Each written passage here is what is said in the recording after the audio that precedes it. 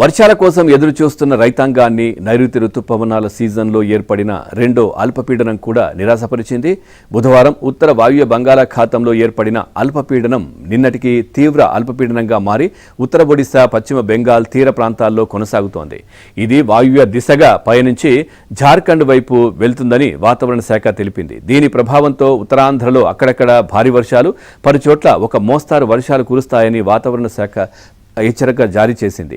ఇక ఏపీలోని మిగిలిన చోట్ల ఇవాళ చెదురుమదురుగా వర్షాలు కురిసే అవకాశం ఉందని పేర్కొంది. రేపటికి తీవ్ర అల్పపీడనం తూర్పు భారతం మీదుగా ఉత్తర భారతం వైపు పనిచేసే అవకాశం ఉందని పలు వాతావరణ మోడళ్లు అంచనా వేశాయి. అందువల్ల ఏపీలో రేపటి నుంచి చెప్పుకోదగ్గ వర్షాలు కురిసే అవకాశం లేదని పేర్కొన్నాయి.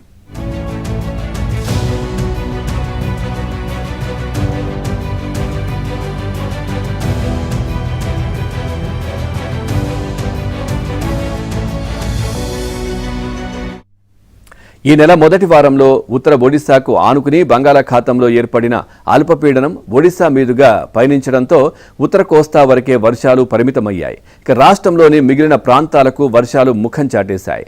అప్పటి నుంచి రాష్ట్రంలో వడగాల్పులు వీస్తుండటంతో పొడి వాతావరణం నెలకొని ఖరీఫ్ పంటల సాగుకు అవరోధం ఏర్పడింది. తాజాగా ఏర్పడిన అల్పపీడనంతోనైనా వర్షాలు బాగా కురుస్తాయని రైతులు ఆశపడ్డారు. ఇది కూడా నిరాశపరిచింది. అల్పపీడనం ఒడిశా, పశ్చిమ బెంగాల్కు పరిమితమైంది.